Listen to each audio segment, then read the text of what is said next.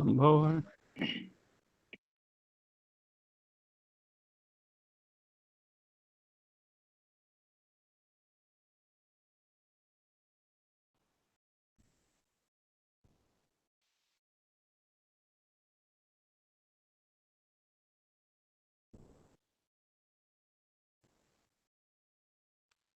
I think live now. हाँ, okay.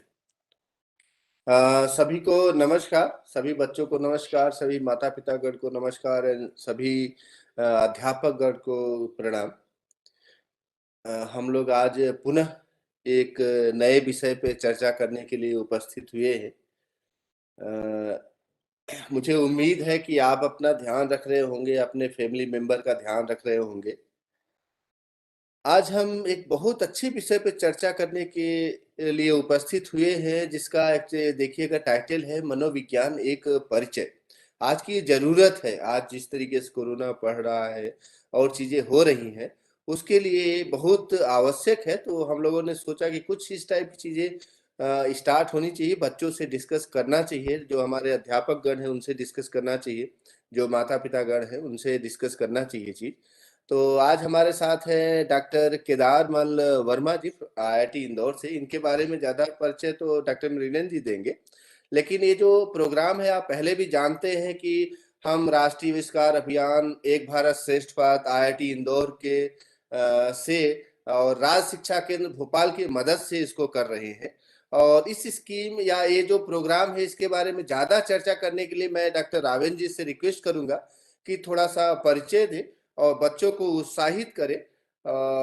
Doctor रावेन जी। धन्यवाद Shukla sir. साथियों नमस्कार, मैं डॉक्टर आरपी त्रिपाठी राज्य शिक्षा केंद्र भोपाल की ओर से आप सभी का स्वागत कर रहा हूं। मैं स्वागत कर रहा हूं आईआईटी इंदौर की पूरी टीम का, जिसका नेतृत्व कर रहे हैं डॉक्टर नीरज शुक्ला जी, नोडल अधिकारी राष्ट्रीय आविष्कार अभियान, doctor Ajay Kushwaha ji, doctor Mrigendra Dubey ji, doctor Ashish Kumar ji, और आज के जो वक्ता डॉक्टर केदारमल वर्मा जी का मैं स्वागत कर रहा हूँ। साथ में स्वागत कर रहा हूँ मैं अपने डाइट की फैकल्टी का, जो हमारे साथ इस कार्यक्रम में जुड़ी रहती है, APC academic, BRC, BAC, CAC, शिक्षक साथियों एवं विद्यार्थियों का, जो नियमित रूप से हमारे इस कार्यक्रम से जुड़ते हैं और लाभान्वित हो रहे हैं। मैं अपने फील्ड के अधिकारियों से पुनः एक बार अनुरोध करूंगा कि ये कार्यक्रम विद्यार्थियों शिक्षकों के लिए है, तो इस लिंक का अधिक से अधिक प्रचार प्रसार करें। और यदि कतिपय कारण से कोई विद्यार्थी इस लिंक को अभी लाइव नहीं देख पाते, तो बाद में भी इस लिंक में जाकर के देख सकते हैं। साथ में आईआईटी इंदौर के यूट्यूब चैनल पर जाकर के आप इस प्रोग्राम को देख सकते हैं। तो चूंकि ये कार्यक्रम विद्यार्थियों के लिए है, विद्यार्थियों का उत्साहवर्धन के लिए है, विद्यार्थियों के ज्ञानवर्धन के लिए है, तो निश्चित ही विद्यार्थियों को जोड़ा जाए, शिक्षक साथी हमारे जुड़े, अधिक से अधिक संख्या में देखें, ताकि वो उससे लाभान्वित हो सकेंगे और विद्यार्थियों को नवीन ज्ञान से परिचय करा सकेंगे। मैं अपने समस्त फील्ड के अधिकारियों को फिर बार बार ये ध्यान दिलाना चाह रहा हूँ कि ये हम कार्यक्रमों से 5:30 की कार्यक्रम की पूरी श्रृंखला आगामी वीकों में प्रारंभ करने जा रहे हैं। तो आप पूरे वीक में 4:30 से 5:30 बजे तक व्यस्त रहेंगे और हमारे इन कार्यक्रमों को देखेंगे, क्योंकि आईआईटी का कार्यक्रम बहुत दिनों से चल रहा है और बहुत अच्छे ज्ञानी वैज्ञानिक जो हमारे साथ में आ रहे हैं, आपका ज्ञान वर्धन कर रहे हैं। निश्चित ही आईआईटी का जो कार्यक्रम होता है पूरा इंग्लिश का होता है, लेकिन आईआईटी इंदौर ने हम लोगों के अनुरोध पर हमारे राज्य के विद्यार्थियों के लिए पूरा कार्यक्रम हिंदी में लेकर आए हैं। और मैं हमारे साथ में भी जो हमारे शिक्षक साथी और अन्य लोगों के फीडबैक मिल रहे हैं कि अलीराजपुर, झाबुआ, खरगोन, बड़वानी से लेकर के सीधी सिगरौली तक के लोग जुड़ रहे हैं। भिंड मुरैना, अनूपपुर, भोपाल, जो भी है, तो सभी का मैं ये अनुरोध करूंगा कि ये आपके लिए बहुत अच्छा कार्यक्रम है, बहुत अच्छा अवसर है सीखने का, जानने का और समझने का। मैं आगे के काम के लिए, कार्रवाई के लिए प्लीज आईआईटी इंदौर से पुनः शुक्ला जी का अनुरोध करूंगा। धन्यवाद रावेन जी। डॉक्टर मृगनयन जी, कृपया डॉक्टर केदारमल जी के बारे में थोड़ा सा परिचय दें। धन्यवाद डॉक्टर शुक्ला जी। तो ऑनलाइन माध्यम से जुड़े सभी को मेरा नमस्कार। जैसा कि आप लोग जानते हैं, जैसा डॉक्टर नीरज जी ने बताया, आज के विज्ञान विषय पर चर्चा के लिए हम लोग मनोविज्ञान विषय पर चर्चा करने वाले हैं। जिसको आप लोग जानते हैं इंग्लिश में साइकोलॉजी भी कहते हैं। इसी विषय पर हम लोग पहले भी चर्चा कर चुके हैं। जैसा आप जानते हैं, बीएचयू के मनोचिकित्सक डॉक्टर संजय गुप्ता जी ने हम लोग को इस विषय पर कुछ चर्चा की थी पहले भी। तो आज के चर्चा के लिए आज के वक्ता डॉक्टर केदारमल वर्मा जी हम लोग के साथ उपस्थित हैं। डॉक्टर वर्मा जी, आपका स्वागत है। आइए डॉक्टर वर्मा जी का संक्षिप्त परिचय कराता हूं मैं। Doctor Verma ji BTech MTech university of Rajasthan Jaipur से किया, फिर आपने पीएचडी आईआईटी गुवाहाटी से। जैसा कि वर्मा जी बताया, मैं भी पीएचडी आईआईटी गुवाहाटी से किया हूं, तो इसलिए बहुत हर्ष का विषय है आपका परिचय कराना। तो आपका शोध कार्य बेसिकली ह्यूमन बिहेवियर पर, मानव का क्या स्वभाव है। और उसके बाद आप डॉक्टर वर्मा जी तकरीबन 1 वर्ष assistant professor Modi university of science and technology Lakshmangarh Sikar Rajasthan में कार्यरत थे। और रिसेंटली आपने नवंबर 2021 में आपने आईआईटी इंदौर में असिस्टेंट प्रोफेसर के रूप में ज्वाइन किया है। आपका शोध कार्य मानव मनोविज्ञान पर है। आपको बहुत सारे अवार्ड्स भी मिले हैं, जैसा कि young researcher award institute of scholars Bangalore से। तो इसी संक्षिप्त परिचय के साथ मैं डॉक्टर वर्मा जी को आज के व्याख्यान के लिए आमंत्रित करना चाहूँगा। Doctor Verma ji, please. जी। इस खूबसूरत से अभियान की और इस सफर के लिए मैं आप सभी का तहे दिल से शुक्रगुजार हूँ। और इस चर्चा को शुरू करने से पहले मैं आप सभी श्रोताओं को, सभी देशवासियों को, सभी शिक्षकों को, सभी विद्यार्थियों को एक अच्छे बात के लिए आपको शुभकामनाएं और एक आपको हार्दिक अभिनंदन करना चाहूँगा। चूँकि ये जो 2022 है, ये आने वाला ये समय हमारी भारत की स्वतंत्रता की 75वीं वर्षगांठ, जो आज़ादी का अमृत महोत्सव के रूप में इसको मनाने जा रहा है। तो इसके उपलक्ष्य में आप सभी श्रोतागणों का, सभी विद्यार्थियों का, माता-पिताओं का, सभी बुजुर्गों का मैं हार्दिक अभिनंदन करता हूँ, हार्दिक शुभकामनाएँ देता हूँ। साथ ही साथ मैं एक भारत और श्रेष्ठ भारत अभियान, भारत सरकार और राज्य शिक्षा केंद्र मध्य प्रदेश सरकार का भी आभार प्रकट करता हूँ, जिन्होंने मुझे अपनी मातृभाषा हिंदी के लिए जरिए आप सभी से रूबरू होने का मौका दिया। तो आज हम चूंकि ऐसे विषय के बारे में चर्चा करेंगे जिसको लेकर अक्सर हम आम इंसान जो है बहुत ही दिलचस्पी रखता है और बड़ी उत्सुकता होती है, चूंकि हम दूसरों को जानने का बड़ा ही प्रयत्न करते हैं। हम समाज में कैसे रहते हैं, किस तरह से लोगों से व्यवहार करते हैं, हमारे व्यवहार को हम कैसे समझ सकते हैं, लोग हमारे हमारे बारे में क्या सोचते हैं, हम लोगों के बारे में क्या सोचते हैं। ऐसी बहुत सी धारणाएं और भ्रांतियां लोगों के मन में होती हैं जानने की। तो चूंकि जब आप कहीं जाते हैं, हम लोग कहीं जाते हैं, कोई पूछता है कि आप क्या करते हैं, तो हम बताते हैं कि हम मनोवैज्ञानिक हैं या फिर हम साइकोलॉजिस्ट, हमने साइकोलॉजी पढ़ा है। तो मन में कई सारे अ, लोगों के विचार उठते हैं कि क्या ये हमसे बात करके हमको जान जाएगा, हमारे बारे में जान जाएँगे। बहुत सी भ्रांतियाँ, बहुत सी अवधारणाएँ लोगों के दिल और दिमाग और मस्तिष्क में रहती हैं, साइकोलॉजी को लेके, जिसको हम हिंदी में मनोविज्ञान कहते हैं। तो आज चूँकि हम इस चर्चा में हम मनोविज्ञान की बुनियादी बातों के बारे में चर्चा करेंगे, जिसमें हम इसकी परिभाषा के बारे में, इसके विकास के बारे में, विकास इसका वैश्विक स्तर पे इसका विकास किस तरह से हुआ और भारत में इसका विकास किस तरह से हुआ। चूँकि भारत में इसका विकास जो है अभी आधुनिक ही है, चूँकि यद्यपि देखा जाए तो इसका विकास बहुत पहले ही हो चुका था, परंतु फिर भी हम इसको एक-एक करके इन छोटी-सी 3 सेक्शन में इसका हम चर्चा करेंगे। तो मैं आपको स्लाइड शेयर करता हूँ अभी।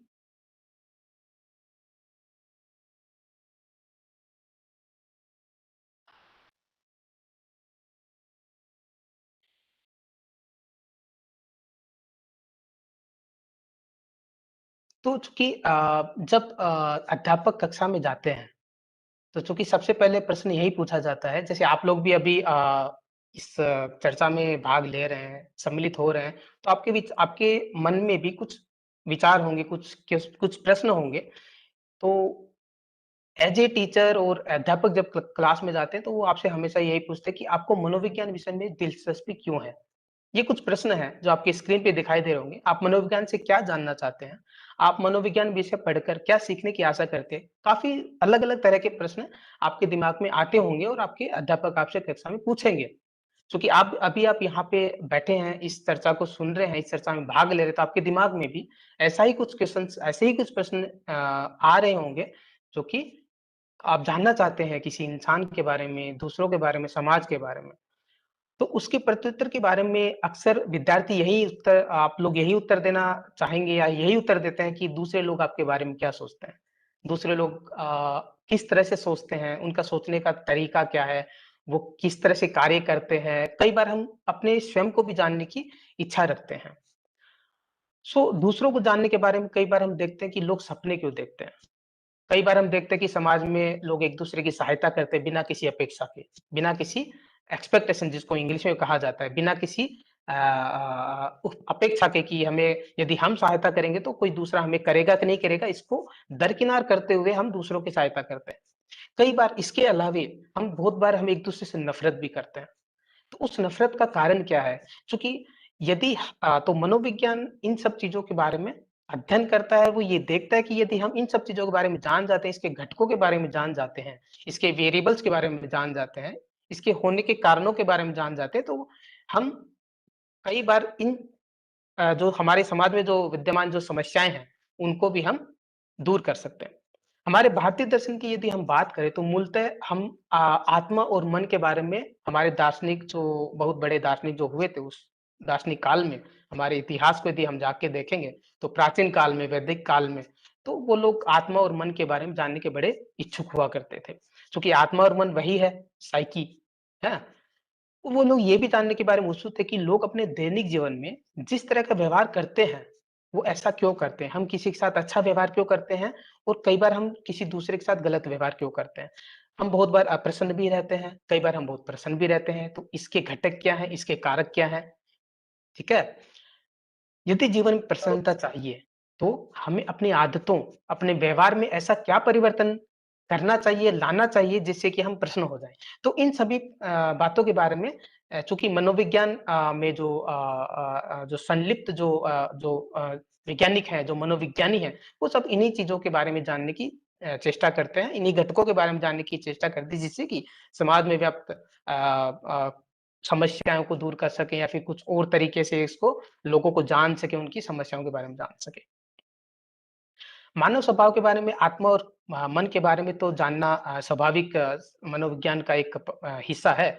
इसके अलावे कई बार मानव स्वभाव का एक पहलू यह भी होता है कि हम दूसरों से बदले की भावना रखते हैं। जैसा कि आप देख सकते हैं यहाँ पे चित्र में, बड़े ये कार्टून है यहाँ पे। तो ये दूसरों से बदले की भावना हम क्यों रखते हैं? मानव स्वभाव का ये पहलू क्यों है? हम ऐसा क्यों करते हैं? इसके अलावे कई बार हम देखते हैं कि लोग विषम परिस्थितियों में, जैसे कि उदाहरण के लिए हम ले सकते हैं कि जैसे शारीरिक रूप से जो अक्षम जो लोग हैं, हाँ? वो कुछ ऐसा कर देते हैं जिसकी कल्पना करना बहुत मुश्किल है, ठीक है? तो यहाँ आप अभी, जैसे अभी हम आपको एक उदाहरण देते हैं, जैसे ओलंपिक होते हैं, तो ओलंपिक में हम देखते हैं कि खेलों का महाकुंभ होता है, वहाँ पे अच्छे खिलाड़ी जाते हैं, अपना प्रदर्शन करते हैं और उनको अवार्ड मिलता है, उनको गोल्ड मेडल मिलता है, सिल्वर मेडल मिलता है, काफ़ी सारे तरह के अलग तरह के मेडल्स मिलते हैं।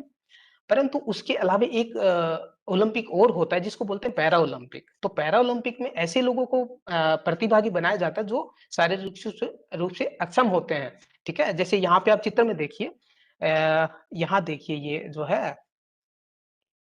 जो इनके जो है, यहाँ पे पैर नहीं है, ठीक है? इनके हाथ नहीं है, बट ये बहुत अच्छा पेंटिंग बनाते हैं। आप अपने आस-पास लोगों को देख सकते हैं, ऐसे बहुत से एग्ज़ाम्पल आपको, ऐसे बहुत से उदाहरण आपको मिलेंगे जो ऐसा काम करते हैं, ठीक है? अ, उसके अलावे आपको हम एक अच्छा एग्ज़ाम्पल बताते हैं। हमारे भारत के मेजर साहब हुआ करते थे, डॉक्टर अहलूवालिया साहब। तो पाकिस्तान के साथ युद्ध करते वक़्त उनकी जो है पेट के नीचे का हिस्सा पूरा पैरालाइज़ कर गया, लकवा मार गया उनको, लकवा हो गया। उसके बाद भी उन्होंने माउंट एवरेस्ट पे फ़तह हासिल की। तो मनोविज्ञान ये जानने की चेष्टा करता है कि इन्हीं सम विषम परिस्थितियों के बावजूद भी लोग ऐसा ऐसा कैसे कुछ कर देते हैं जिसकी हम कल्पना करना मात्र बहुत मुश्किल है। कल्पना करना ही बहुत मुश्किल है। तो मनोविज्ञान इन सब चीज़ों के बारे में बड़े ही गहन तरीके से अध्ययन करता है और उन कारकों को निकालने की चेष्टा करता है। तो अब हम देखेंगे मनोविज्ञान क्या है? वास्तव में मनोविज्ञान होता क्या है? तो मनोविज्ञान की परिभाषा देने से पहले हमको ये जानना बहुत आवश्यक है कि किसी भी ज्ञान की किसी भी शाखा को हमेशा एक ही परिभाषा से परिभाषित करना थोड़ा मुश्किल है। इसका कारण क्या है? तो इसका कारण एक ये है, चूंकि दिन प्रतिदिन दुनिया में विश्व स्तर पर विभिन्न तरह के वैज्ञानिक लोग, मनोविज्ञानी, वैज्ञानिक, हर एक रसायन शास्त्र में, जीव शास्त्र में, भौतिक शास्त्र में, हर एक विज्ञान की हर एक शाखा में ऐसे अनुसंधान करता है जो रोज कुछ ना कुछ नया आविष्कार करते जा रहे हैं। तो जिसकी वजह से उस शाखा के ज्ञान में निरंतर बदलाव होता है, निरंतर अपडेट, निरंतर अद्यतन होता है, तो उस शाखा का विकास उस पे चलता रहता है। तो उसी विकास के वजह से उसकी परिभाषाओं में भी बदलाव आता रहता है। ठीक है? एक तो ये कारण हो गया। दूसरा कारण है, जिन शाखाओं हर एक जो ज्ञान की जो जितनी भी शाखाएं हैं, मनोविज्ञान, रसायन शास्त्र, जीव शास्त्र, भौतिक शास्त्र, सभी के अंदर जो जब अध्ययन किया जाता है तो वहां पे कुछ घटक होते हैं। उन घटकों को एनालाइज करके उनका अध्ययन इस तरह से किया जाता है और उनकी जो उन घटकों की जो परिभाषाएं हैं उनको एक पर्टिकुलर एक फिक्स एक सीमित दायरे में नहीं रखा जा सकता। ठीक है? जैसे हम मनोविज्ञान की बात करें तो हम जैसे कभी हम किसी व्यवहार के बारे में यदि हम अध्ययन करना चाहते हैं, तो हम उस व्यवहार का जो हमारा जो घटक है, उस घटक को हम एक सीमित दायरे में नहीं रख सकते। हम भारत में यदि हम उसका अध्ययन करते हैं, तो हो सकता है उसका परिणाम कुछ अलग होगा। यदि हम पाश्चात्य देशों में जाकर के, यूरोप, अमेरिका में जाके उसका अध्ययन करें तो स्वाभाविक है, वहाँ पे चूँकि पर्यावरण की विभिन्नताओं के कारण वहाँ पे मनुष्य या मानव के व्यवहार में कुछ बदलाव आ सकते हैं।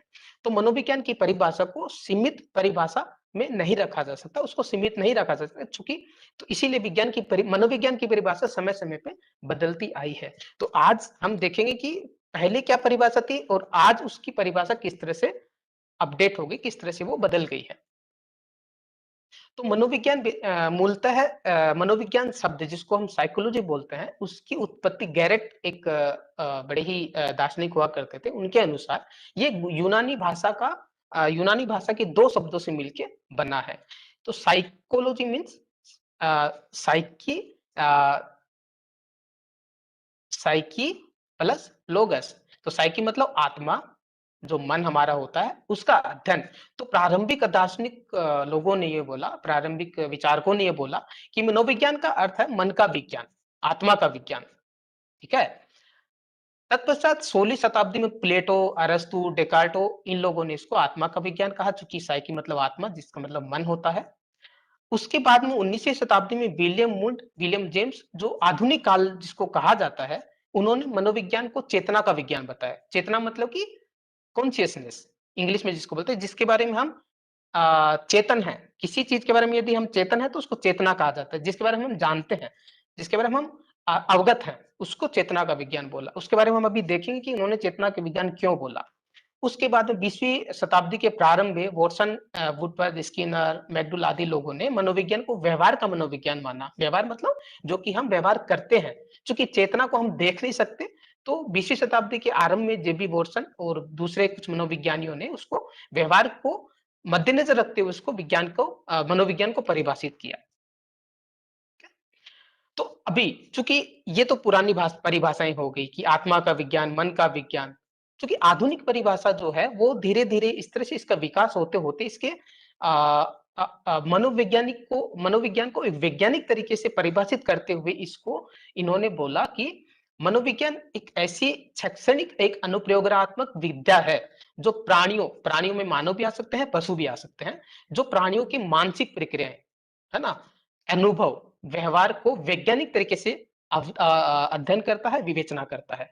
मानसिक प्रक्रिया मतलब मेंटल प्रोसेस, मतलब हमारे मन में किस तरह से जो हमारी सूचनाएं होती हैं, जो हम इन वातावरण से लेते हैं, वो किस तरह से प्रोसेस करती है, किस तरह से प्रोपोगेट करती है, किस तरह से बढ़ती है, किस तरह से हम उसको देखते हैं। अनुभव, जो हम एक्सपीरियंस, हमें क्या महसूस होता है उसका, और व्यवहार, जो हमारा व्यवहार, उसके किसी क्रिया की प्रति उत्तर में हम जो एक व्यवहार प्रतिक्रिया देते हैं उसको व्यवहार कहा जाता है। ठीक है? तो हमारा जो, और वो दिखाई देता है। ठीक है?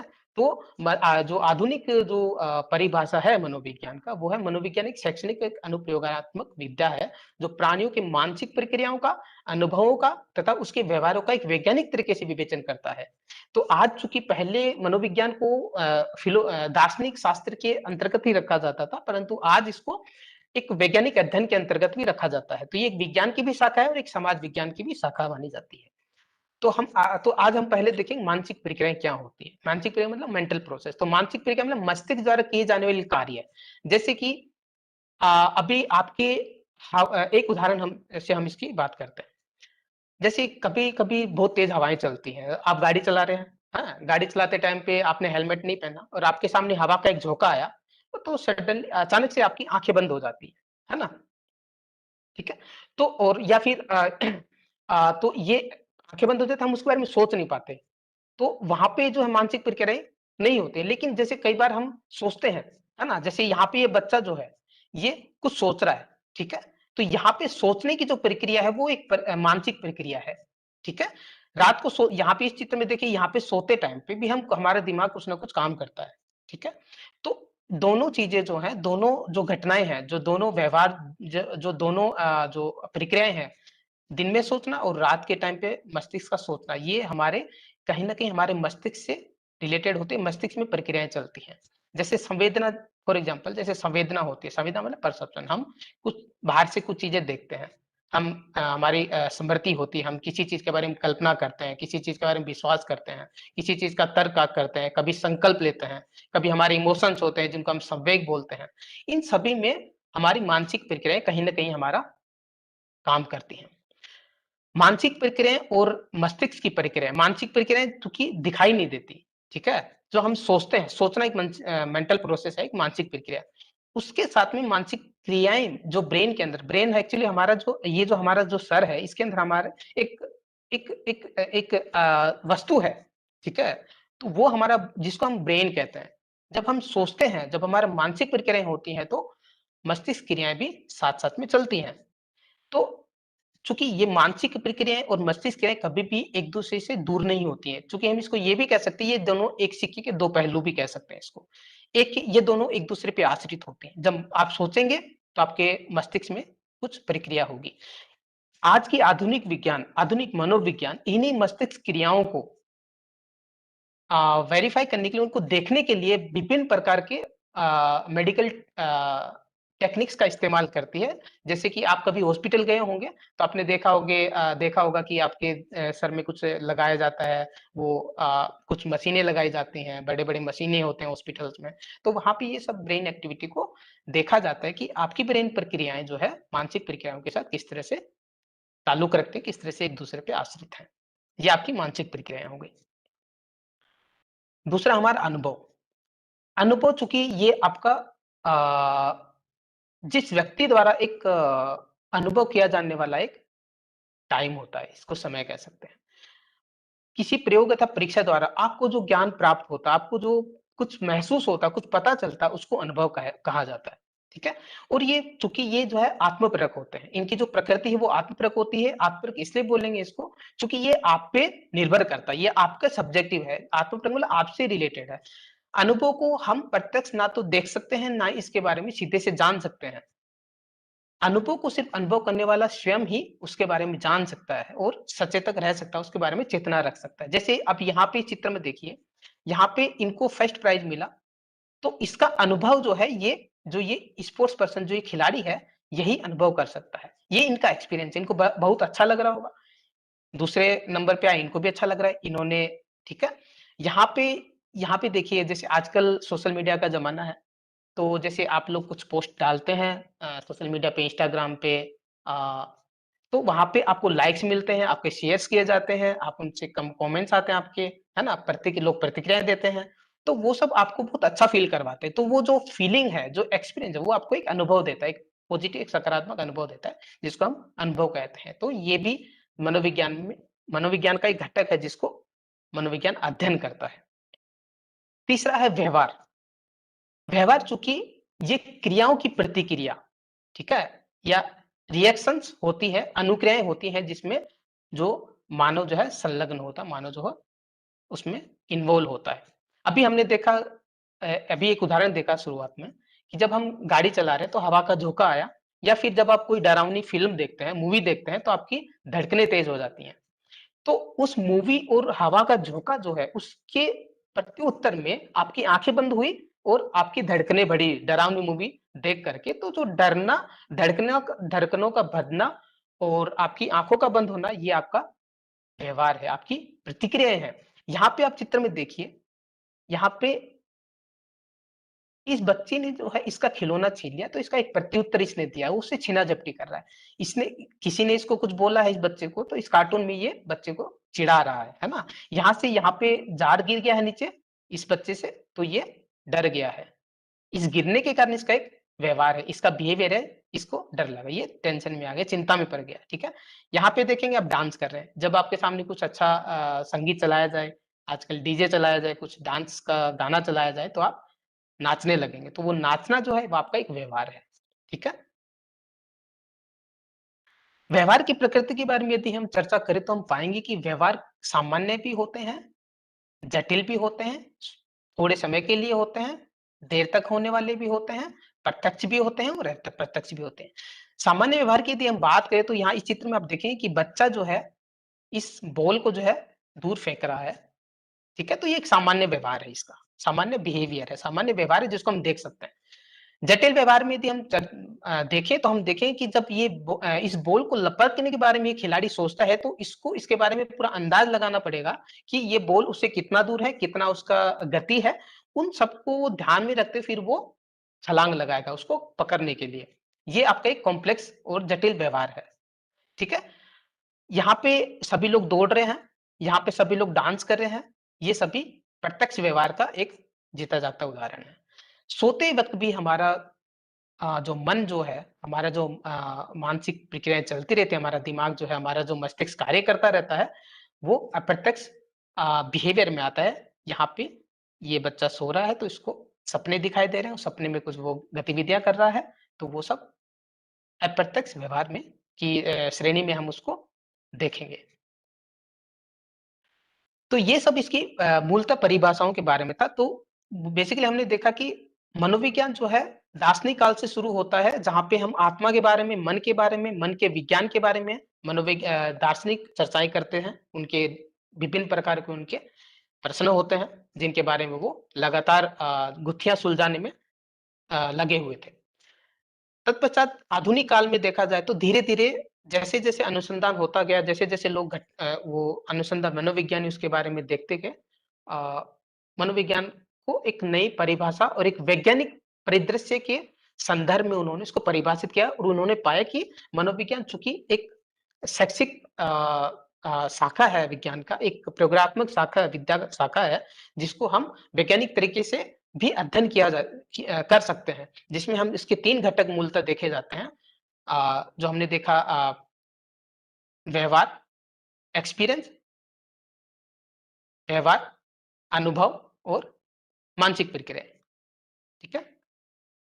तो मनोविज्ञान का विकास जो है, बहुत सदियों काल से रहा है। दार्शनिक लोगों ने इसको अलग तरीके से इसका व्याख्यान किया। आधुनिक काल में इसको अलग तरीके से व्याख्यात किया गया। तो चूँकि विश्व स्तर पर मनोविज्ञान का विकास जो है, वो 1879 में विलियम वुड द्वारा बताया गया।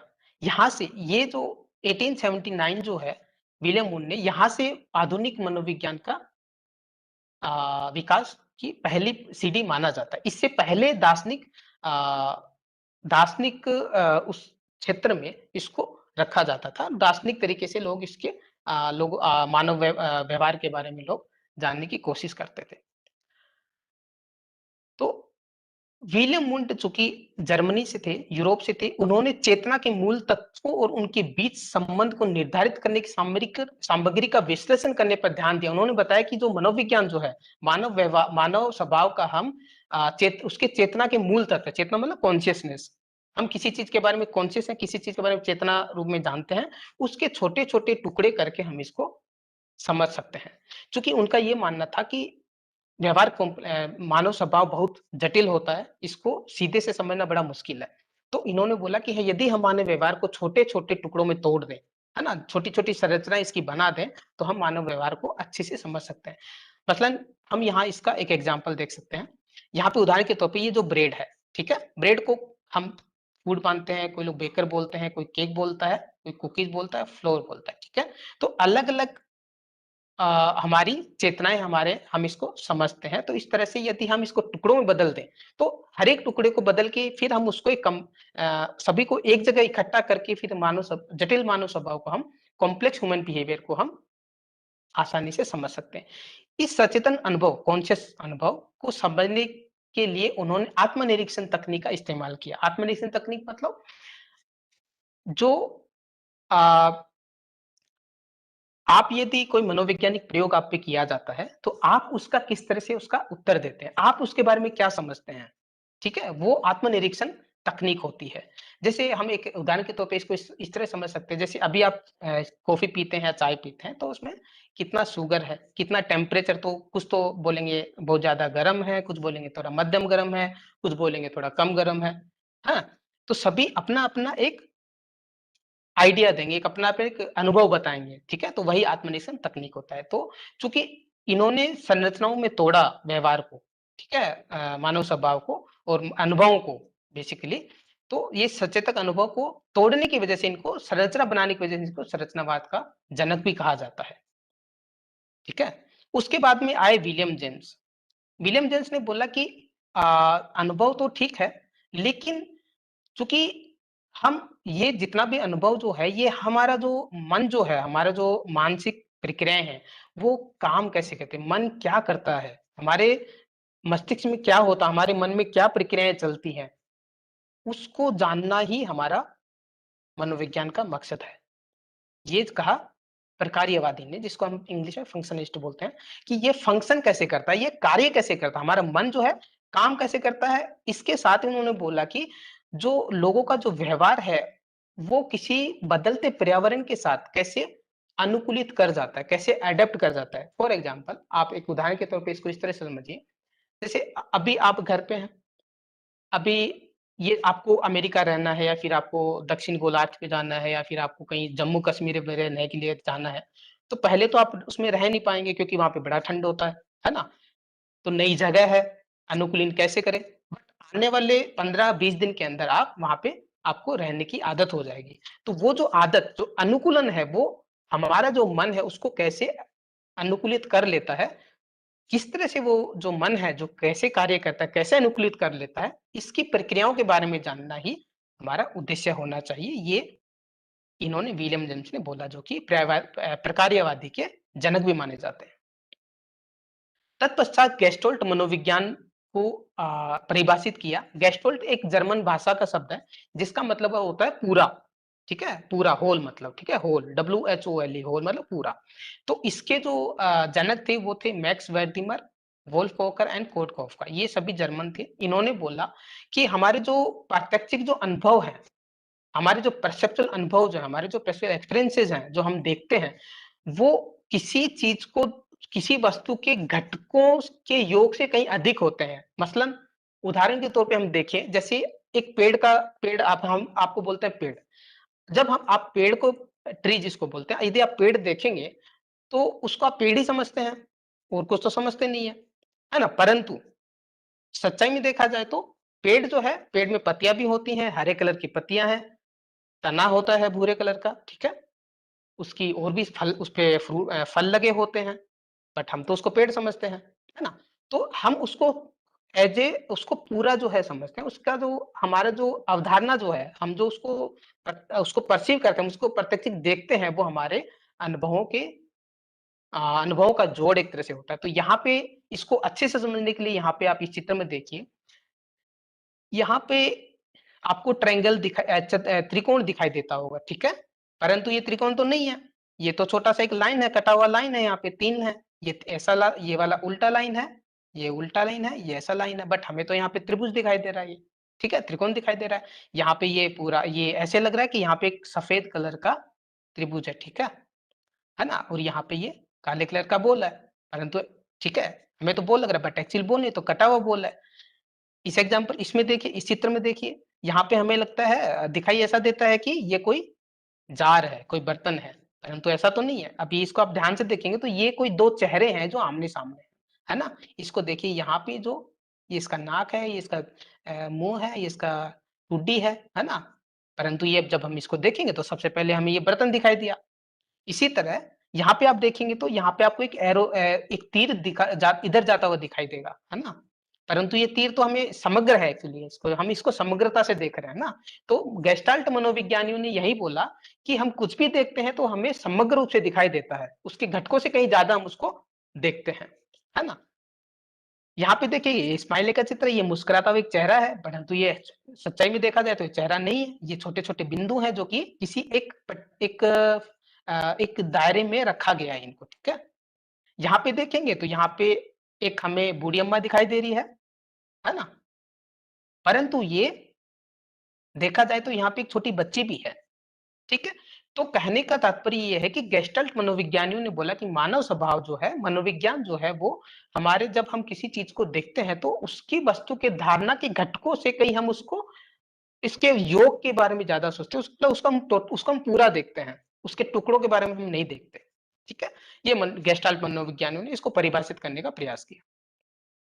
तत्पश्चात व्यवहारवाद का हुआ। व्यवहारवाद में जॉन वॉटसन आए, उन्होंने बोला कि मन को सत्यापित करना बहुत मुश्किल है ना। उसको हम सत्यापित नहीं कर सकते, हम कैसे मान ले कि ये जो मन जो है इसे कार्य करता है ना। तो उन्होंने संरचनावाद और व्यवहारवाद प्रकार्यवाद को उन्होंने खारिज कर दिया। उन्होंने बोला कि जो दिखाई देता है, जिसको हम सत्यापित कर सकते हैं, जो हम देख सकते हैं, वही हमें उन्हीं व्यवहारों का हमें अध्ययन करना चाहिए, वही, और उस मनोविज्ञान उन्हीं व्यवहारों का अध्ययन करता है ना। अब ये कैसे करता है, उसके लिए एक उद्दीपक होते हैं जिसके जवाब में हमारा एक व्यवहार और हमारी प्रतिक्रियाएं जो है बाहर निकल के आते हैं। चित्र में देखिए, दो ये जो चूहे दोस्त हैं, यहाँ पे ये इनको बड़ा भूख लगा है, ठीक है। अब इनको भूख लगा, इनको खाना चाहिए। अब खाना कैसे लेंगे, तो इनका एक व्यवहार होगा। क्या करें ये लोग, तो इन्होंने देखा कि अचानक से इन्होंने यहाँ पे एक लीवर होता है, एक बटन है, इन्होंने उस बटन को दबा दिया। जैसे ही इन्होंने इस बटन को दबाया, इनको यहाँ पे इस कटोरी में खाना मिल गया, ठीक है। इन्होंने खाना खा लिया। तो यहाँ पे कटोरी में खाना आना, ये एक उद्दीपक है, ये एक स्टिमुलस है, ये एक उद्दीपक है जिस खाने ने इनको ये सिखाया कि आपको ये बटन प्रेस करना होगा। तो बटन प्रेस करना मतलब अपना एक एक्शन करेंगे, एक व्यवहार करेंगे वहां पे, है ना। तो ये व्यवहारवाद की कसौटी इसी पे आकी जाती है कि आपका जो उद्दीपक है वो आपको कुछ व्यवहार करने के लिए प्रेरित करेगा, ठीक है। ये आ, व्यवहारवाद के द्वारा ये मनोविज्ञान को समझाने का वॉटसन ने प्रयत्न किया। काफी समय तक व्यवहारवाद का वर्चस्व रहा है मनोविज्ञान के अंदर, क्योंकि हम इसको सत्यापित भी कर सकते हैं इसको, और ये हमें दिखाई भी देता है। तो दिखाई देने वाले व्यवहार और सत्यापित करने वाले व्यवहार हम आसानी से उसका अध्ययन कर सकते हैं, उसके घटकों के बारे में अध्ययन कर सकते हैं। इसलिए व्यवहारवाद ने काफी समय तक, काफी सालों तक मनोविज्ञान पे अपना वर्चस्व बनाए रखा। तत्पश्चात आए मनोविश्लेषक। तो आप सभी ने सिगमंड फ्रॉइड के बारे में सुना ही होगा। तो सिगमंड फ्रॉइड ने 19वीं सदी के अंत में इन्होंने बोला कि हमारे अचेतन मन की जो अवधारणाएं हैं वो हमारे व्यवहार को बहुत प्रभावित करती हैं। अब चूंकि समझना है कि ये अचेतन मन होता क्या है, ठीक है। तो अचेतन मन एक ऐसी भंडारण व्यवस्था है जहां पे हमारी यादों, हमारी भावनाएं रखी रहती हैं, धसी रहती हैं, वो कभी बाहर नहीं आती, ठीक है। तो उन्होंने 3 तरह के मन बताए। एक होता है चेतन मन, एक होता है अग्रचेतन मन, और एक होता है अचेतन मन। तो चेतन मन, जिसको हम कॉन्शियस भी बोलते हैं, उसमें हम ध्यान पूर्वक किसी कार्य को करते हैं, किसी चीज के बारे में हमें पता होता है, तो हमारा चेतन मन होता है, ठीक है।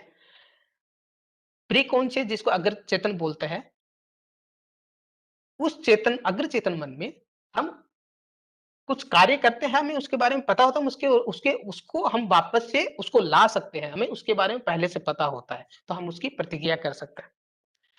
परंतु अनकॉन्शियस मन के अंदर, जिसको हम अचेतन मन बोलते हैं, वहां पे हमें कुछ इंसान को, मानव को कुछ पता नहीं होता है, कुछ चीजें धसी रहती है। मसलन हम उदाहरण के तौर पे देखें, बहुत से लोग हम मानते हैं कि हम बहुत अच्छे हैं, हम बहुत शील स्वभाव के हैं, परंतु जब बारिश के मौसम में आप सड़क के किनारे कहीं जा रहे होते हैं, तो वहां पे आप देखेंगे जब पानी भरा रहता है, गंदा पानी, ठीक है, बरसात का पानी भरा है, कोई गाड़ी वाला आया पीछे से और उसने आपके ऊपर, गाड़ी की वजह से आपके ऊपर छींटे लग गए, तो आप क्या करेंगे? शील स्वभाव के व्यक्ति भी अचानक से कुछ अपशब्दों का इस्तेमाल करते हैं, हम गुस्सा हो जाते हैं। तो ये गुस्सा हमें नहीं पता, ये कहीं हमारे दशा है, ठीक है? हमारे मन में ये सब चीजें हैं, अपशब्द हमारे मन में कहीं धसे हैं, जो अचेतन मन के अंदर धसे हैं, वो अचानक से बाहर आ जाते हैं। तो ये भी हमारे एक व्यवहार का एक प्रति उत्तर होता है, एक व्यवहार का ही एक स्वरूप होता है। तो मनोविश्लेषण के अंतर्गत, इस परिदृश्य के अंतर्गत सिगमंड फ्रॉइड ने यही हमें समझाने का प्रयास किया कि अचेतन मन जो है वो हमारे व्यवहार का एक बहुत बड़ा कारण होता है। साथ ही साथ उन्होंने मानव के व्यक्तित्व की कुछ तत्वों के बारे में भी उन्होंने जिक्र किया। उन्होंने बोला कि हमारे व्यक्तित्व के 3 प्रमुख तत्व होते हैं, जिनको हम id, ego and super ego बोलते हैं। तो इड, ईगो और सुपर ईगो को हम इस एक उदाहरण से हम इसको समझ सकते हैं। हम सभी के परिवार में 3 एक स्तर के लोग होते हैं। बच्चे होते हैं, माता-पिता होते हैं और हमारे बुजुर्ग लोग होते हैं, ठीक है? तो इड जो है, इड व्यक्तित्व के जो लोग होते हैं, उनको किसी चीज़ का खुशी चाहिए होती है। जैसे मसलन उदाहरण के तौर पे सर्दी का वक़्त है, आप माता-पिता और अपने दादा-दादी के साथ बाहर घूमने गए। बच्चा जो है वो इड दर्शाएगा, है ना? इड व्यक्तित्व उसका होगा, तो वो जिद करेगा वहाँ पे कि मुझे आइसक्रीम खाना है ना? उसको तो खुशी चाहिए। तो ये जो है इड व्यक्तित्व को प्रदर्शित करता है ना? वो जिद करेगा, उसको चाहिए ही चाहिए किसी भी हाल में। उसे कोई मतलब नहीं है कि बाहर सर्दी है, बीमार हो जाएगा, कोई मतलब नहीं, उसको खुशी चाहिए, उसको आइसक्रीम खाना है। लेकिन सुपर ईगो जो कि हमारे माता-पिता होते हैं, सॉरी, ईगो, है ना? तो माता-पिता जो है, हम ईगो को माता-पिता से कंपेयर कर सकते हैं, उनको तुलना ईगो से करके हम ये बता सकते हैं कि माता-पिता ये बोले कि अभी सर्दी है तो आपको नहीं खाना चाहिए, है ना? वो उसका एक कारण बताएँगे, ठीक है? ये तो हो गया ईगो की बात। लेकिन अब सुपर ईगो के जो लोग होते हैं, सुपर ईगो व्यक्तित्व जिनका होता है, वो हमारे बुजुर्ग दादा-दादी से हम इसको तुलना करके ये समझ सकते हैं कि वो हमें ये बोलेंगे कि जिद करना अच्छी बात नहीं है ना? मोरल वैल्यू नहीं है, अच्छी बात नहीं है, तो वो हमें समझाएँगे। तो चूँकि व्यक्तित्व की ये 3 बातें, ईड़ हमें खुशी देता है, ईगो हमें उस यथार्थवाद जो होता है, यथार्थता जो है, वर्तमान में या क्या सही है, उसके बारे में हमें बताता है। और सुपर ईगो व्यक्तित्व की जो तत्व है, वो हमें कुछ मोरल प्रिंसिपल, है ना? कुछ अच्छी बातें, उसके बारे में हमें बताता है, जैसे कि हमें जिद नहीं करनी चाहिए, अच्छे बच्चे जिद नहीं करते हैं, ठीक है? तो इस तरह से मनोविश्लेषणात्मक तरीके से तरीके के द्वारा सिगमंड फ्रॉइड ने व्यक्तित्व की बारे में बताया और अवचेतन मन की अवधारणा के बारे में बताया कि किस तरह से हमारा जो मानव व्यवहार जो है प्रतिबिंबित होता है। तत्पश्चात मानवतावादी परिदृश्य कार्ल रोगर और अब्राहम मास्लो ने दिया। इन्होंने बोला कि इन्होंने मानव स्वतंत्र इच्छाओं और उनके विकसित होने की लालसाओं पर जोर दिया। मतलब कि कहने का तात्पर्य ये है कि हमारी कुछ लालसाएं होती हैं, हमारी कुछ इच्छाएं होती हैं। उन इच्छाओं और लालसाओं के कारण हम अपना व्यवहार प्रदर्शित करते हैं। मसलन इन्होंने एक पिरामिड के द्वारा इसको समझाने का प्रयास किया कि आप हम देखते हैं कि दैनिक जीवन में भी देखते हैं कि हमारी कुछ शारीरिक आवश्यकताएं थे, कपड़ा, रोटी, मकान, है ना?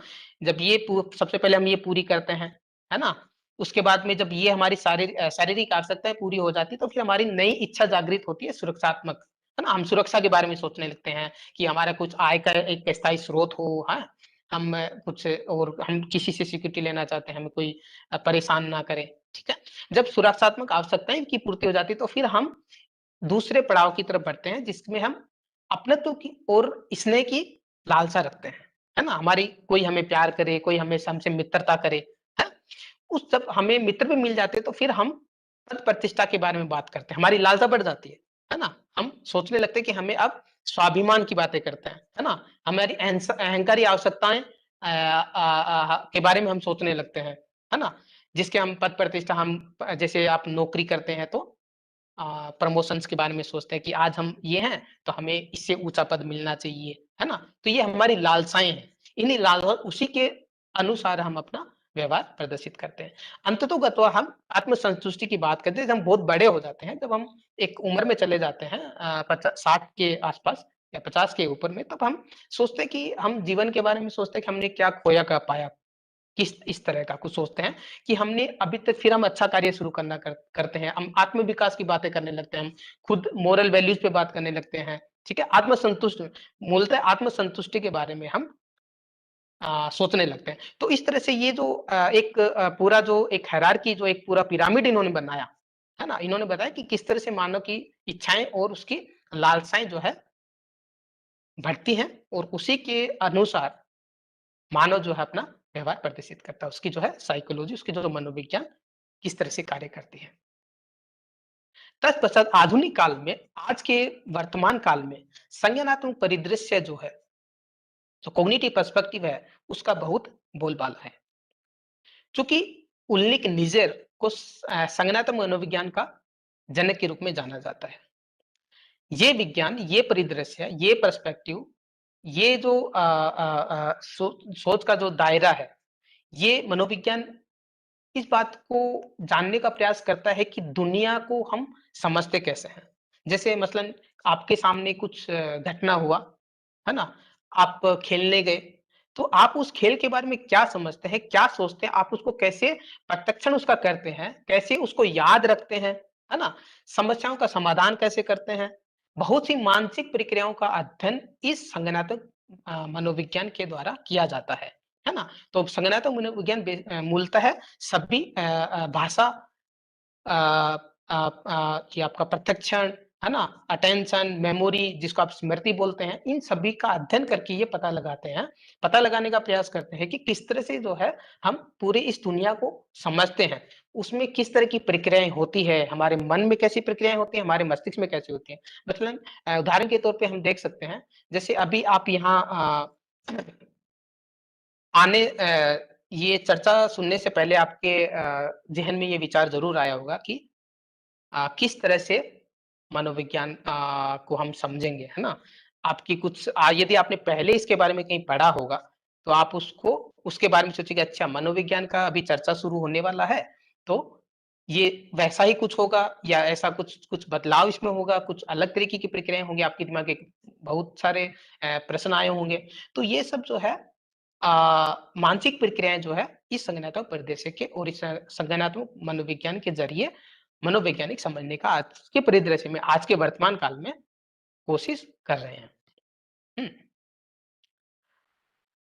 ये वैश्विक स्तर पर मनोविज्ञान के विकास की कहानी यहाँ तक है, इसका सफर यहीं तक है ना? अभी आने वाले टाइम में संज्ञानात्मक के बाद में लोग विभिन्न मनोविज्ञान के विभिन्न लोग जो है दूसरे शाखाओं के साथ मिल कर के इन प्रक्रियाओं को समझने का प्रयास कर रहे हैं। भारतीय मनोविज्ञान के विकास का सफर कैसा है, ये जानना अत्यंत जरूरी है, क्योंकि हम लोग सब भारतीय हैं। हमारे भारत में मनोविज्ञान का विकास कैसे हुआ, ये हम सबको जानना बहुत जरूरी है। तो भारत में मनोविज्ञान दार्शनिक परंपरा काल से ही रहा है। लोगों ने मानसिक प्रक्रियाओं, मानव चेतना, मन और शरीर के संबंध में मनोवैज्ञानिक घटकों को जानने की इच्छा उस दार्शनिक समय से रखी है। चूंकि लेकिन आधुनिक काल, भारत का जो आधुनिक मनोविज्ञान है, उसकी जो है सफर कैसी रही? तो भारत में आधुनिक मनोविज्ञान का जो प्रारंभिक काल जो है 1915 माना जाता है, और कलकत्ता विश्वविद्यालय को इसकी जन्म भूमि माना जाता है। तो सबसे पहले 1915 में कलकत्ता विश्वविद्यालय के दर्शन शास्त्र विभाग में देश का सबसे पहला मनोविज्ञान की प्रयोगशाला स्थापित की गई, और प्रायोगिक मनोविज्ञान का सबसे पहला पाठ्यक्रम भारत में शुरू किया गया। डॉक्टर नरेंद्रनाथ सेनगुप्ता, जो यहाँ पे आपको चित्र में दिखाई दे रहे हैं, उनको भारत में आधुनिक मनोविज्ञान का प्रणेता माना जाता है, और ये स्वयं भी वुंड की प्रायोगिक परंपराओं से बहुत प्रभावित है। ये संरचनावाद से बहुत प्रभावित है। ये भी, इनका भी मानना था कि हम मानव स्वभाव की छोटी-छोटी संरचनाएं बना करके हम जटिल मानव व्यवहार को अच्छे से समझ सकते हैं। तत्पश्चात 1916 में मनोविज्ञान विभाग एवं 1938 में अनुप्रयुक्त, जिसको अप्लाइड मनोविज्ञान भी कहा जाता है, 2 विभाग का कलकत्ता विश्वविद्यालय ने शुरू किया। तो कलकत्ता विश्वविद्यालय मूलतः हमारी आधुनिक मनोविज्ञान की जन्मभूमि मानी जाती है।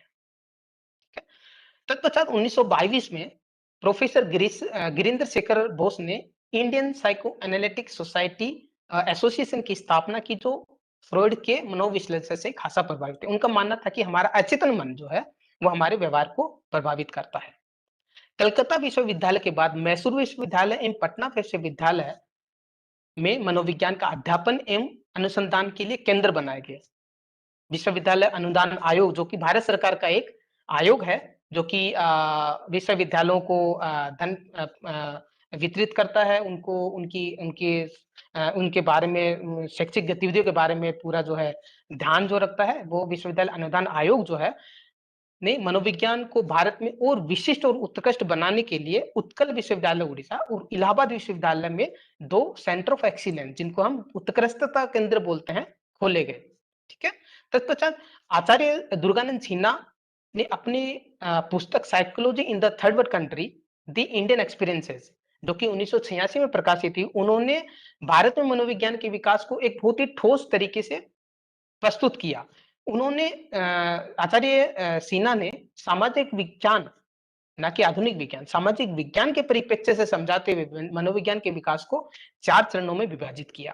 उन्होंने प्रथम चरण उन्होंने बोला कि भारत की स्वतंत्रता तक का जो समय था, जिसमें भारतीय मनोविज्ञान मूलतः प्रयोगात्मक, है ना, मनोविश्लेषणात्मक और मनोवैज्ञानिक परीक्षण, जिसको साइकोलॉजिकल टेस्टिंग बोलते हैं, इसके अनुसंधान पर ज्यादा ध्यान दिया, जो कि तो पूरी तरह से पाश्चात्य मनोविज्ञान के विकास के साथ में परिलक्षित होता है ना। तो हम ज्यादा उस समय में 1947 से पहले का जो भारतीय मनोविज्ञान था, वो पाश्चात्य मनोविज्ञान के से बहुत ज्यादा खासे प्रभावित था।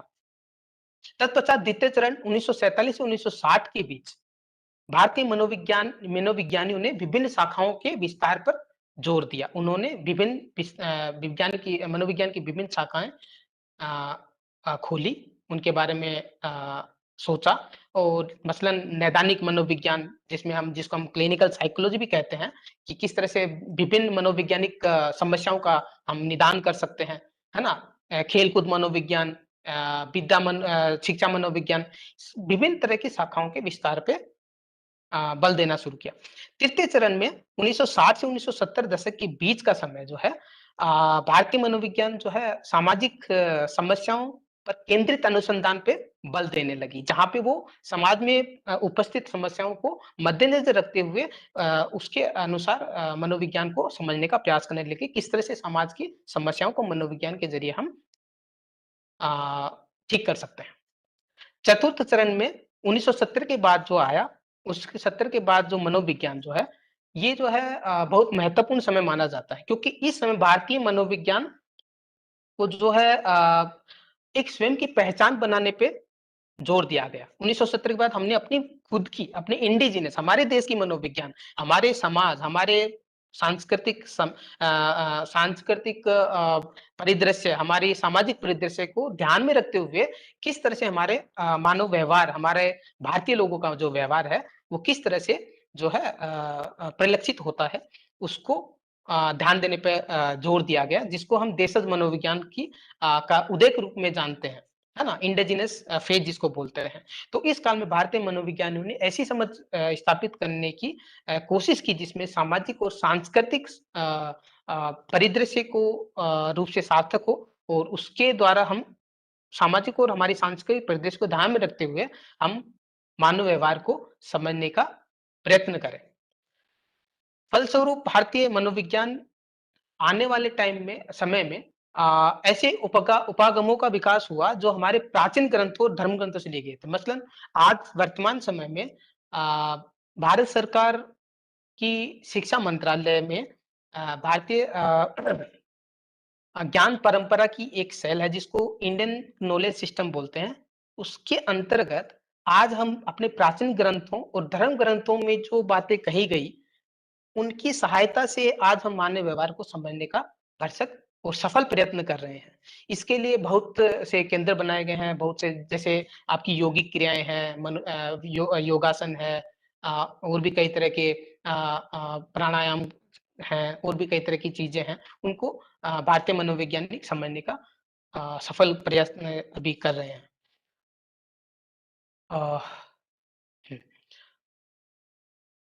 तो हाँ, तो अभी हम आपको एक अंतिम चर्चा के अंतिम चरण में हम आपको यही कहना चाहेंगे कि मनोविज्ञान जो है हमारे मन पे आधारित है। हम किस तरह से सोचते हैं, हम किस तरह से चीज़ों को समझते हैं। चूँकि कोरोना का समय है, तो बहुत सी चिंताएँ हैं, बहुत सी एंग्ज़ायटी है, बहुत सी समस्याएँ जो है समाज में है, लोगों को हैं। तो हमें सकारात्मक रहना है, हमें नकारात्मक बिल्कुल नहीं होना है। चूँकि सकारात्मक रहने से हमारा मस्तिष्क भी उसी तरह से सकारात्मक प्रक्रियाएँ ही करेगा, है ना? मस्तिष्क में वैसे ही प्रक्रियाएँ होंगी, तो हम उसको इस क्रिटिकल समय, ये जो समय चल रहा है कोरोना का, इसको हम अच्छे से लड़ सकते हैं, कोरोना से अच्छे से लड़ सकते हैं, इसको मिटा सकते हैं। तो आज की चर्चा में हम यही सब देखे कि ये मनोविज्ञान का होता क्या है, इसका विकास का सफ़र कैसा रहा, भारत में इसका सफ़र कैसा है, किस तरह से विभिन्न भारतीय मनोविज्ञानियों ने इसको भारत में स्थापित किया, किस तरह से भारत सरकार इसको और अच्छे से स्थापित करने के लिए क्या-क्या प्रयत्न कर रही है। आने वाले चर्चाओं में हम इसके कुछ अन्य पहलुओं के बारे में हम इसके बात करेंगे, जिसकी विभिन्न शाखाओं के बारे में बात करेंगे, इसके विभिन्न तरीकों के बारे में बात करेंगे कि हम किस तरह से, किस वैज्ञानिक तरीके से हम मानव व्यवहार को समझ सकते हैं और अपने जीवन को सुंदर बना सकते हैं। धन्यवाद। बहुत बहुत धन्यवाद डॉक्टर केदारमल जी। बहुत अच्छी तरीके से परिचय कराया आपने इंडिया में क्या हुआ है मनोविज्ञान से रिलेटेड और बाहर में क्या चीज़ें हुई है। एक्चुअली मन का विज्ञान क्या रहा है, क्या होना चाहिए और कैसे देखना चाहिए। मैंने देखा काफ़ी लोग इसमें इंटरेस्ट भी ले रहे हैं, चैट बॉक्स में लोग लिख रहे हैं कि जो आज का समाज है उसको कनेक्ट भी करना चाहिए, सोचना चाहिए। और योगा वगैरह तो काफ़ी पॉपुलर चीज़ें हैं कि अगर हम उससे और कनेक्ट कर पाएँ। तो मैं देख रहा था काफ़ी लोग जैसे सतना से, ग्वालियर से, भवानीपुरा से ऐसे अलग-अलग जगह से बहुत लोगों ने अच्छे-अच्छे मतलब कुछ तो लिखा हुआ है और काफ़ी लोग जुड़े भी इस कार्यक्रम के दौरान और बाद में भी लोग देखते रहते हैं। तो मुझे बहुत अच्छा लगा, बच्चे भी एन्जॉय करेंगे और उसके साथ हमें लगता है टीचर और पेरेंट्स सभी को कुछ न कुछ इससे नॉलेज मिलेगा, कुछ न कुछ शिक्षा ग्रहण करेंगे। तो राविन जी कुछ बोलिए। धन्यवाद सर। मैं आज के व्याख्यान के लिए डॉक्टर केदारमल वर्मा जी का आभार व्यक्त करता हूं कि आपने बहुत ही बेहतर तरीके से हमारे दर्शकों को, माने विद्यार्थी, शिक्षक प्रशिक्षक सभी को मनोविज्ञान के बारे में परिचय कराया। क्योंकि मनोविज्ञान एक ऐसा विषय है कि जिसका जुड़ाव हर प्रत्येक विषय के साथ में है। तो निश्चित ही हमारे विद्यार्थी और बाकी लोग जो जुड़े हैं सब लोग इससे लाभान्वित होंगे। मैं आपका आभार व्यक्त करता हूं, साथ में फील्ड के अपने लोगों का आभार व्यक्त करता हूं कि आप लोग नियमित रूप से समय देके हमारे इस कार्यक्रम में जुड़ रहे हैं। इसका जिसमें डाइट की फैकल्टी, बीआरसी, बीएससी, सीएससी, शिक्षक साथी, एपीसी एकेडमिक और विद्यार्थी हैं। मैं सबका आभार व्यक्त करता हूं कि आप लोग अपना अमूल्य समय हमारे इस कार्यक्रम के लिए दे रहे हैं। मैं पुनः एक बार आईआईटी इंदौर का आभार व्यक्त करता हूं कि आप हमारे इस कार्यक्रम के लिए बहुत ही अच्छे अच्छे वक्ता लेकर आ रहे हैं जो हमारे विद्यार्थियों का, प्रदेश के लोगों का हित कर रहे हैं। मैं पुनः एक बार आईआईटी इंदौर का आभार व्यक्त करता हूं और आज के कार्यक्रम के लिए पुनः एक बार डॉक्टर केदारमल वर्मा जी का आभार कि आपने बहुत ही बेहतर तरीके से सरल शब्दों में हमारे साथियों को समझाया। धन्यवाद सर। धन्यवाद डॉक्टर रावण जी। तो उसी धन्यवाद में मैं जोड़ना चाहता हूँ धन्यवाद अपने टीम के बारे में भी, डॉक्टर आशीष जी के बारे में, डॉक्टर अमृगनेन जी, डॉक्टर कुशवाहा जी जिनके सपोर्ट से हम लोग ये ऑर्गेनाइज करते हैं, और प्रवीण कौशल जो हमें टेक्निकल सपोर्ट देते हैं, और नीरज सोनी जो हमें पोस्टर और जो रिपोर्ट्स ये सब बनाने में हमें सपोर्ट करते हैं, और हमें कंटिन्यूअस सपोर्ट राज शिक्षा केंद्र भोपाल से डॉक्टर रावण जी का मिलता रहता है जिसके थ्रू हम लोग ये प्रोग्राम करते हैं। तो आज हम यहीं पे इस चर्चा को विराम देते हैं और अगले बुधवार को फिर से पुनः एक अच्छे विषय पे फिर से उपस्थित होंगे आपको अच्छी चीजें समझाने के लिए। और सभी से निवेदन है कि चैट बॉक्स में कुछ क्वेश्चंस भी अपने डालिए तो अच्छा रहेगा। तो इसी के साथ जय हिंद। जय हिंद। प्रवीण।